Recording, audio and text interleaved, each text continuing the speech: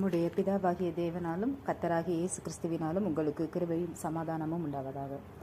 இன்று நான் உங்களுக்கு கொடுக்கக்கூடிய வசனம் ரோமர் 16 அதிகாரம் 20வது வசனம். சமாதானத்தின் தேவன் சீக்கிரமாய் சாத்தானை உங்கள் கால்களின் கீழே நசுக்கி போடுவார். அன்பான தேவனுடைய பிள்ளைகளே, இந்த அநேக பேர் காலை வேளையிலே இன்றைய நாள் எப்படி இருக்குமோ, இன்றைய தினத்திலே நாங்கள் செய்யக்கூடிய வியாபாரம் எப்படி இருக்குமோ, இல்லை எங்களுடைய பையனுடைய படிப்பு எப்படி இருக்குமோ, என்னுடைய பையனுடைய வேலை விஷயங்கள் எப்படி இருக்குமோ, திருமண காரியங்கள் எப்படி இருக்குமோ என்று அநேக விதமாய் ஆண்டவரை கலங்கி கொண்டு வந்திருக்கிறார்கள் தகப்பனே. ஆண்டவரே, இந்த நேரத்திலும் கூட உங்களுடைய பிள்ளைகளின் மனக்கவலைகளை நீர் போக்கியலும் தகப்பனே. சோதனைகளை கொண்டு வருகிறவன் சாத்தான் தகப்பனே, அதை ஜெயத்தை கொடுக்கிறவர் நீர் தகப்பனே. இந்த நேரத்திலும் கூட மக்களின் ஆண்டவரே சோதனைகளை நீர் மாற்றி சாத்தானே உங்களுடைய பாதத்தின் கீழே நசுக்கி போட்டு மக்களுக்கு தேவையான பலனை நீர் கட்டளையிட்டு கிருபையாய் நீர் அவர்களோடு கூட இருந்து அவர்களை ஆசீர்வதித்தலும் தகப்பனே.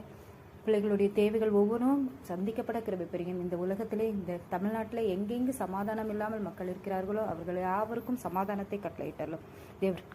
தேவனுடைய கிருபை பிள்ளைகள் அனைவரோடும் கூட இருப்பதாக. ஆமேன். நம்முடைய பிதாவாகிய தேவனாலும் கர்த்தராகிய இயேசு கிறிஸ்துவினாலும் உங்களுக்கு கிருபையும் சமாதானமும் உண்டாவதாக. இன்று நான் உங்களுக்கு கொடுக்கக்கூடிய வசனம் ரோமர் 16 அதிகாரம் 20வது வசனம். சமாதானத்தின் தேவன் சீக்கிரமாய் சாத்தானை உங்கள் கால்களின் கீழே நசுக்கி போடுவார். அன்பான தேவனுடைய பிள்ளைகளே, இந்த அநேக பேர் காலை வேளையிலே இன்றைய நாள் எப்படி இருக்குமோ, இன்றைய தினத்திலே நாங்கள் செய்யக்கூடிய வியாபாரம் எப்படி இருக்குமோ, இல்லை எங்களுடைய பையனுடைய